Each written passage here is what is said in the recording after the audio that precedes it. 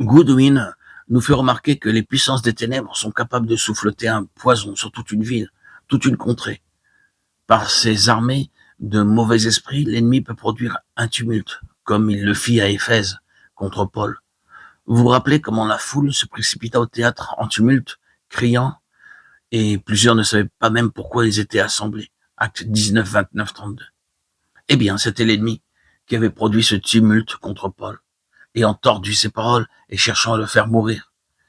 Avez-vous remarqué avec quelle rapidité les doctrines de démons se répandent, comme le vent, alors que la vérité de Christ doit se frayer un chemin peu à peu à travers les ténèbres, de l'atmosphère ambiante et de l'intelligence humaine? C'est peut-être pourquoi l'esprit d'erreur est comparé au vent, emporté par le vent de toutes sortes de doctrines, par la tromperie des hommes. Éphésiens 4, 14. En ce moment, nous vivons à l'époque de l'histoire de l'Église dont Paul parle expressément par l'ordre du Saint-Esprit. C'est-à-dire que nous sommes à la fin de cette dispensation où les hommes abandonneront la foi pour s'attacher à des esprits séducteurs. 1 Timothée 4, 1. Un frère me disait l'autre jour, je ne comprends pas ce que sont les esprits malins. Je sais seulement que c'est Satan qui nous tente. Oui, mais puisque Satan n'est pas omniprésent comme Dieu, ne doit-il pas travailler au moyen d'émissaires? Il est bien le chef, il invente bien les ruses et les plans pour empêcher l'Église de mûrir en vue de son enlèvement. Mais ses attaques et ses plans sont accomplis par les forces qui lui sont subordonnées, les esprits malins. Il semble qu'en ce moment, l'abîme s'étant ouvert, Apocalypse 9, 2, ces armées d'esprits séducteurs se précipitent avec leurs fausses doctrines sur l'Église.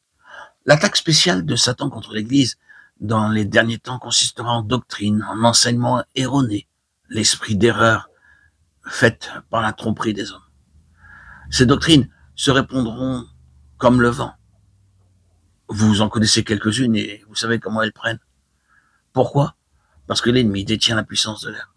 C'est son domaine.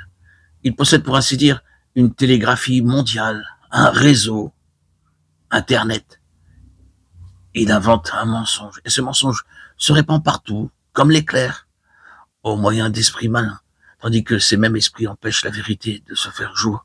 Non seulement la vérité de Dieu, mais encore la vérité concernant les serviteurs de Dieu, qui portent la parole de vérité au monde. Hélas, comme Satan s'est troublé et aveuglé l'esprit des enfants de Dieu, de sorte qu'ils croient si souvent ces mensonges. Vous le savez par expérience, dans votre voisinage, dans votre église, dans votre pays. Pourquoi la vérité de Dieu ne parcourt-elle pas le pays aussi rapidement que les mensonges de Satan? Quelle en est la cause? N'y a-t-il pas des preuves autour de nous? N'est-ce pas vrai dans votre expérience? N'est-il pas absurde que des enfants de Dieu se laissent aveugler à ce point sur ces choses, de sorte qu'ils se laissent prendre eux-mêmes par ces vents de doctrine satanique?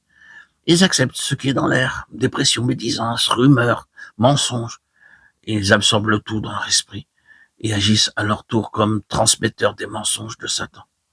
Comme la foule des Éphésiens eux aussi, ils courent et crient sans savoir pourquoi.